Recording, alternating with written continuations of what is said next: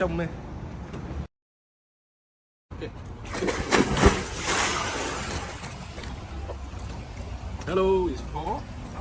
My nickname is Kim Jong Un because my friends say I look alike with him. Okay, many people ask whether people can float. Yes, of course, anybody can float.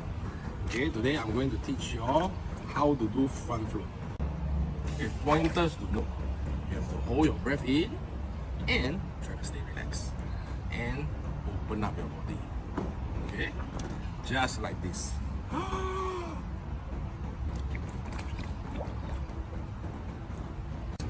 Okay, why do we hold our breath? Okay, based on science, once we fill up our lungs, these two will act as a balloon and it will help us to float. If you are scared, it's okay. You can hold the wall with some support as you float, like this.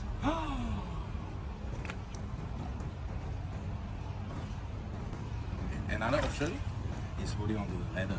You find a ladder and you hold on to it. And if you are more confident, you can let go one hand, like this.